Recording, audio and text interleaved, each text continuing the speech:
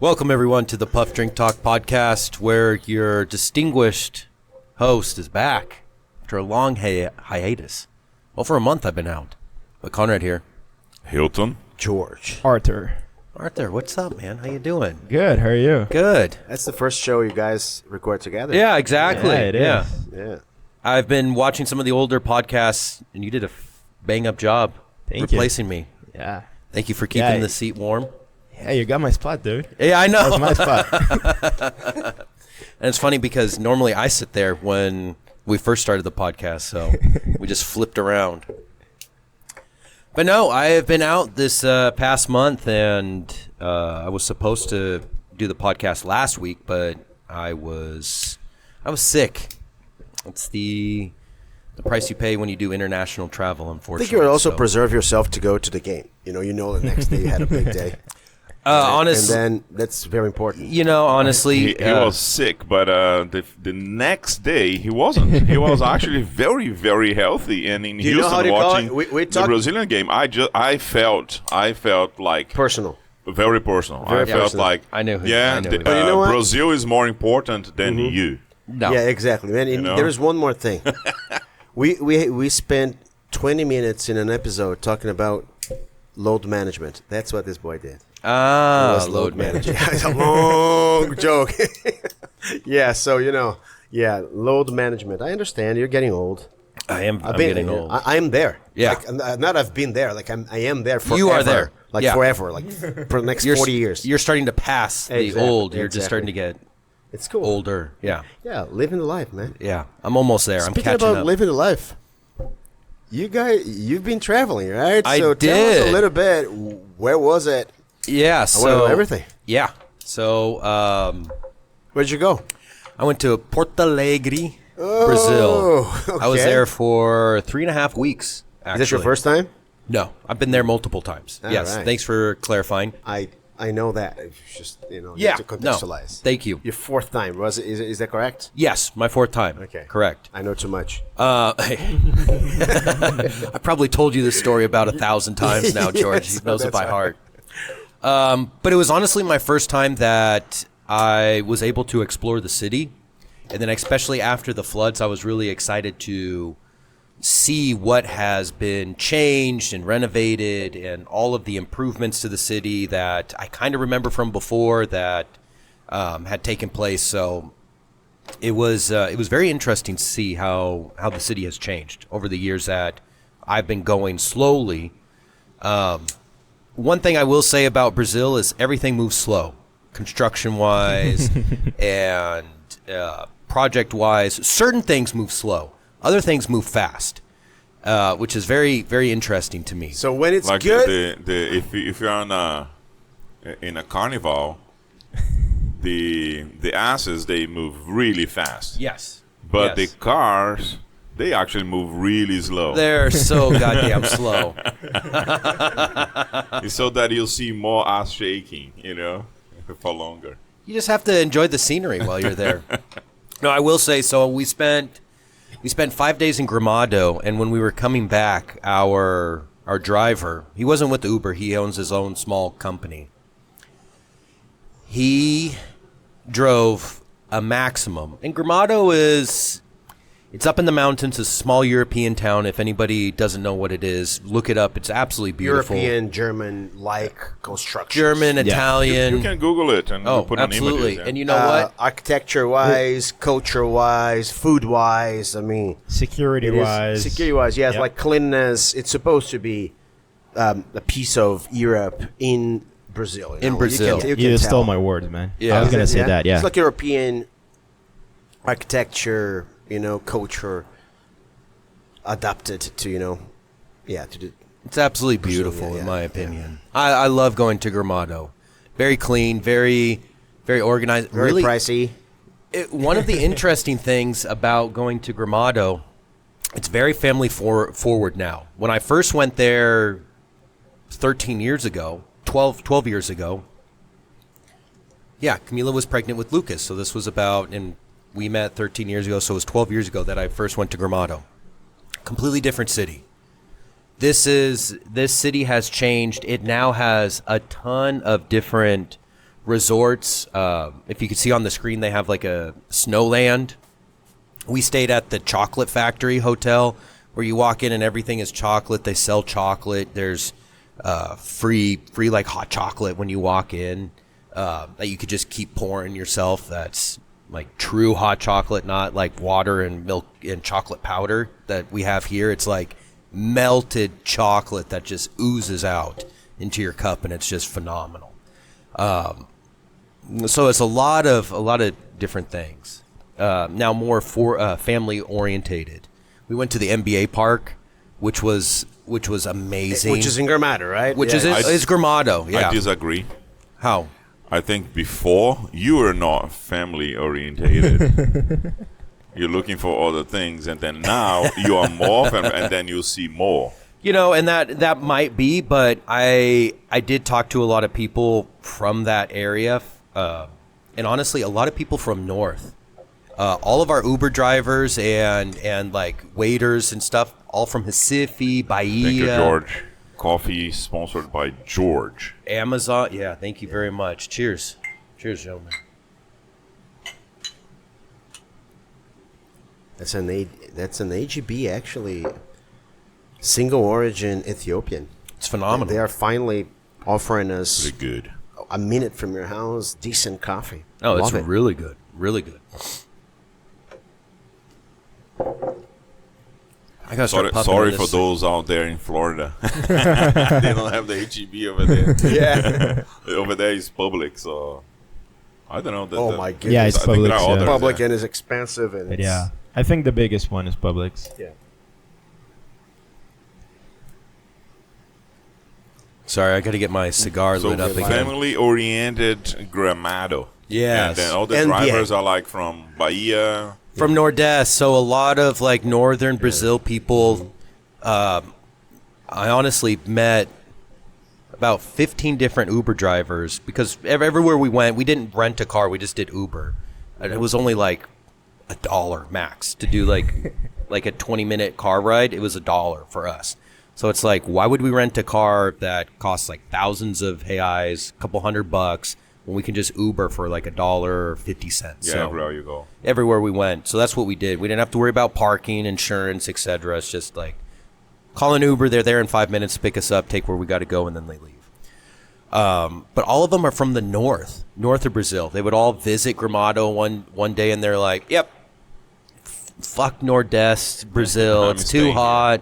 It's too dangerous. I want to go to Gramado." And then they just ended up living there. So it was really What are you saying? You're saying that Gramado, it's like Austin, and then Yes. people working here from somewhere else. and the reason I bring it up is because Brazilian culture, from what I've experienced, is very family orientated, and everyone lives close together. This whole idea of like moving multiple states or moving away is still like not really a strong culture thing in Brazil. Right? So that's why I thought it was really interesting with that. There were so many people from the north that came down to the farthest, state in South America, in Brazil, to live and to completely change their lives. That's such an American thing to do, but it's not really a Brazilian thing. But I mean, we just met a ton of people that were like, "Nope, can't do it. I'm not living in Rio. I'm not living Bahia, Recife, whatever. I'm gonna live in Gramado or in Porto Alegre in general." I think there are several reasons for that, right? First is the tourist industry. Like we have specific people who really enjoy to be around cities where you can see different accents, different styles, different everything, culture. So Yeah. probably they are attracted to that. Yeah. I saw that at Yellowstone here when I went there. 150 countries represented. 35% of the workforce was from abroad. Yeah. It's part of the culture, it's part of the experience. So that's the first thing. And second, I think different movements, like the more connectivity you have offered, I think the more people have this opportunity, experience to do. Brazil has a big potential. It's a gigantic country, Probably we will see more connectivity, connecting more the south and the northeast specifically, right? Just my 2 cents on that. Yeah, no, absolutely. And I feel like people are now a little bit more open to the idea. And the reason I say that is too is like when I first met Camila, it was a huge deal that she traveled to the United States. It was a huge deal that she wasn't going to live in Brazil anymore. You know, it was a huge deal that she wasn't going to live on the same street, in the same city that she lived and grew up in, where all of her cousins, her aunts, her uncles, her grandparents lived on this exact same street. You know, it was a huge deal.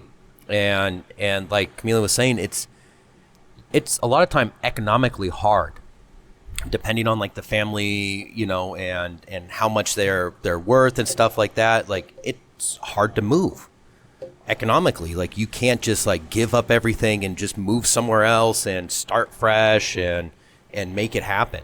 You know? That's a good question. And over here, do you know when people are going to have kids, right? And then instead of a babysitter, you normally have the grandparents to be the babysitters, right? So that's the natural thing in Brazil. Right. Yeah. You live in the same city as your parents do, and so that when you want to go out with your significant other, you leave the kids with the grandparents, right? Right.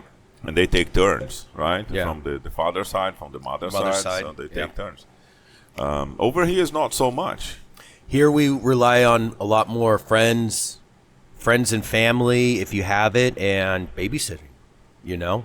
But you brought your parents close to you. I did. But I mean, to me growing up, that wasn't the case. Like I would always live in different states from my grandparents. So anytime that we had to go see grandma and grandpa or anything, it was a big drive. It was a whole day, 12-hour drive to either, you know, from California up to Oregon where they lived, or we used to live in Nevada and they lived in California, you know? So we were constantly hours to go see grandparents, cousins, aunt and uncles, etc. And that's just the way, you know, the family dynamic and kind of a lot of it is economic factors also, you know? If being a floor salesman and opening a company is better in Dallas or Houston, it's not that expensive to sell the house, buy another house up in Dallas or Houston, move your business down there and start, you know, making money. Or it's way better if you move to Idaho. It's like, fuck it. All right, I'm going to Idaho. I'm going to become a millionaire that way. So a lot of times people do their decisions based on the economic value that they perceive from either the company or their business or their area specifically that they're in, you know? So where in Brazil, I think it's like more family first as opposed to economic opportunity first. Yeah, I see. Yeah. I go ahead. No, Arthur has a question. Yeah. I was going to say, like, I don't agree with you. Because from my experience, my family moved a lot. Like, oh, really? Not different states, but like my grandma, she lives like 2 hours away from me. One of my grandmas, she's dead right now. Yeah, so right. But and the other one, she lived like 30 minutes away from me. Mm-hmm. So I don't know. For me, my parents moved a lot, so I don't know. I had a different experience. Like I've never had my grandma take care of me when my parents wanted to go out. Like I had a babysitter too. Really? I feel like I grew up more in the American way. Yeah. Honestly. Yeah. And like moving, I don't know, it's hard because like economics in Brazil is hard. Like I feel like when you're talking about like selling a house and buying a house, like it's way harder to sell a house in Brazil. I don't know if you guys can agree, but it's like just way harder. Like it's way harder to buy it. It's way harder to get loans too. Like I don't know, people don't do mortgages that often because the taxes the rates are just too high. Right. So and that's what I mean is like the kind of the freedom and the opportunities, the ease of like just selling and moving, you know? I don't know if you saw Chase and Taylor. There are friends that showed up kind of late that sat down. Like on your lap. Yes, right? Yes. So he got a new job opportunity, and now they're selling their house here in Hutto, and they're moving down to New Braunfels, you know?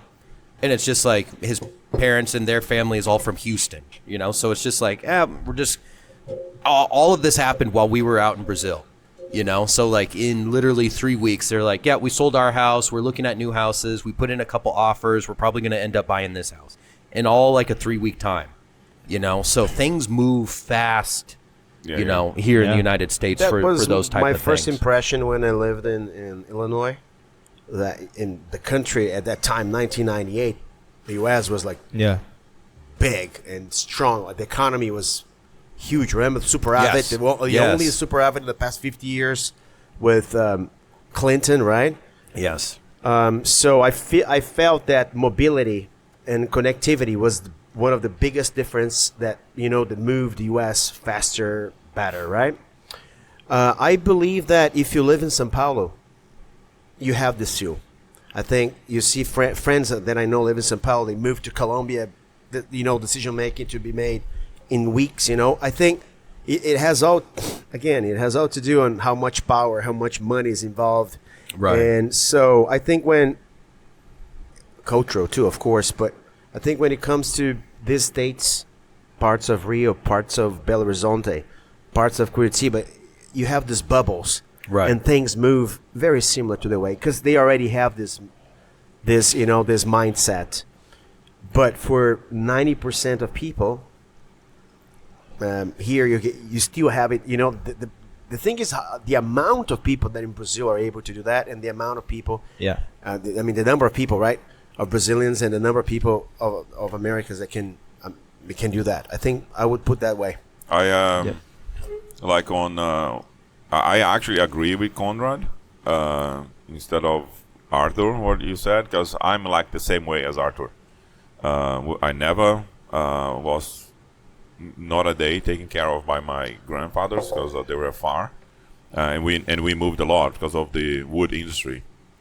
But we are the exception. Yeah. Do you know what I mean? We are just the exception. I see all my friends today, The exact same place. that we went to 4th grade together. They are there still. I remember when I moved to the north of Brazil, in Maranhão State. All my friends there on Instagram, I see them getting together. They still live in the same town, the same city, and they're all friends.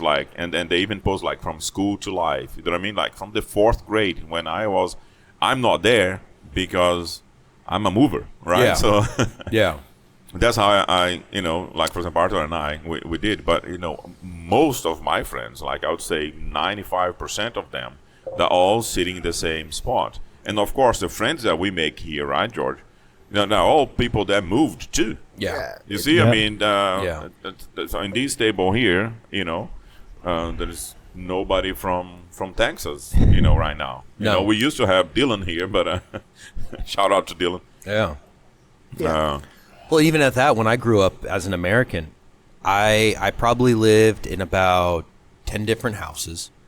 We were constantly just moving, and then especially me in the military, and then getting married and moving back down to San Diego with Camila and the apartment life that that we could afford at that time. You're constantly like, 1 year lease, we don't like living here anymore. We're gonna move to another apartment, pack up and move somewhere else. Yeah. And that's just kind of the culture. You just get up and move somewhere else here. Yeah, over here, man. When you get to, I don't know the exact age, but like college, and then your parents go like, "Hey, you have to go to college in a different city." They kick you out. They kick you out because you have to go and live in a different city, anyways. And right? in Brazil, you live in your house. Yeah. It's not common for people to go out and live someplace else and live their own house. I don't know, but I also feel like when you're talking about it, you're talking about your friends, right? We're from different generations. My friends, I have a lot of friends that are either looking to move or they moved. So that's where I wanted to ask you. That's also could be the American the people influence. the people you saw in Gramado, were they with family and they're older, or they were younger? I mean, they were, for the most part, they were a little bit older, but a lot of them brought their family from north down. Because they are the main provider of the house, probably. Yes. And one of them, I mean, he's what was his story? I think he works at a hospital Monday through Friday, and then on the weekends he does Uber. Yeah, just to help. But he was like in his 50s, 55 or something like that. But he's like, yeah, all my family lives here now. I helped them move down here, and he's like, I still got friends and family, exact same situation like you're saying, friends and family from the exact same house, from the exact same town that he's like I grew up in. But he's like, we're the odd, the black sheep of the family that we moved to Gramado. We moved somewhere different. So yeah.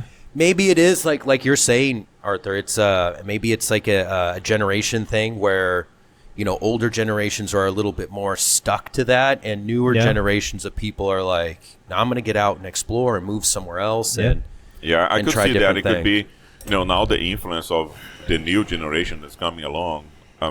They like at my time, there was nobody would speak English. We all went to English schools, but nobody spoke English. The book is on the table. Yeah, that was it.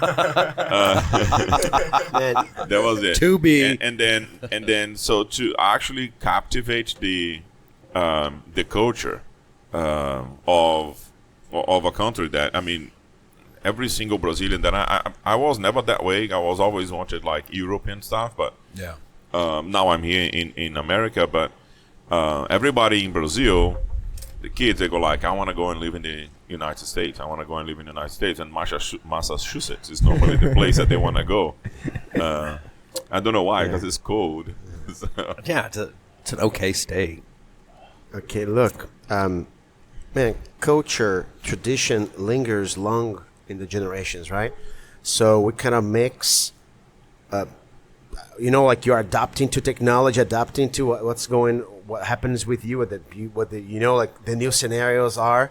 But we always have this tradition passed down. So, of course, from generation to generation, we see some differences, and it's okay. Like we start a conversation more with like generalizations, the first impression you had with what you see, right? Yeah. But the further we go, the more we see that it's the topic is way more granular than we think it is. It's deeper, yeah. So first of all, the demographics.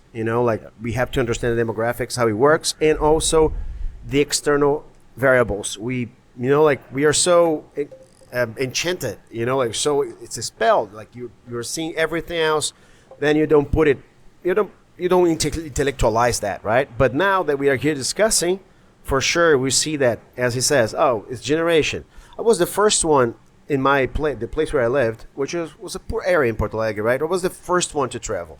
So until today, even I spent 20 years in Brazil, they always thought me as the first one who traveled abroad. Like, no, I haven't been to the West, like from 1999 to 2019, right? So for 20 years, and they still have, hey, are you traveling?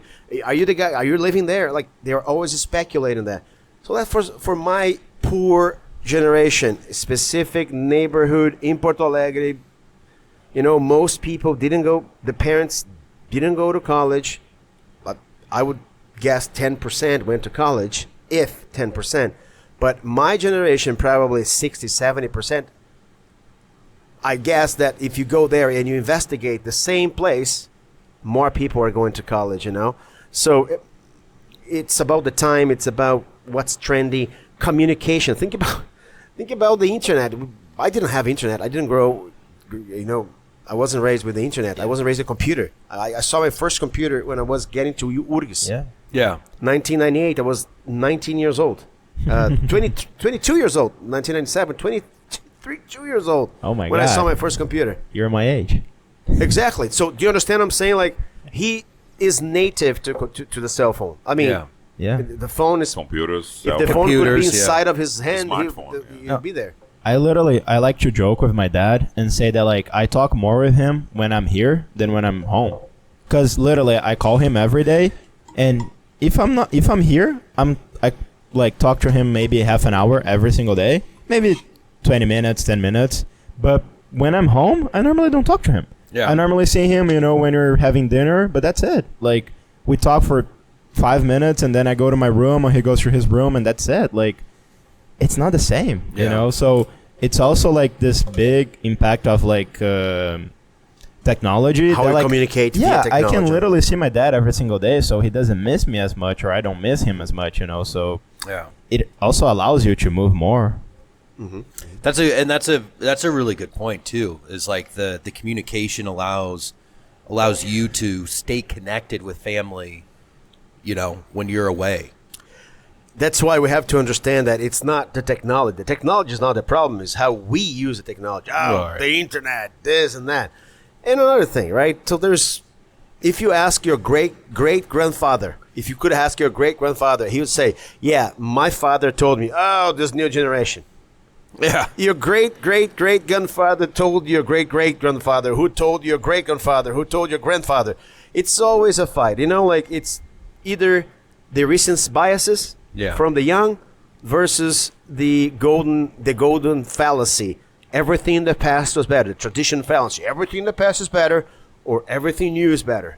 Yeah. And those look really silly when you look from afar. Oh, yeah. They look really silly. I think we had an episode that you can go and check on previous episodes there. I think it was with Jonathan Sprinkle, and then before we would say the millennials are like, no, they're all lazy people, you know, and then now they are the best ones to hire, you know, because they are the hard workers. So, yeah, that's what it is. I know we're at time, and we'll probably have another follow episode where I talk a little bit more about my adventures, because there's a lot of things that I did we didn't get into, but the cultural differences and the economic differences, I hope the listeners out there enjoyed, and stay tuned for further information about my travels. Peace. Subscribe. Comment. Like. Yep. And follow us on Spotify, please. Yeah. Yeah. Thank you.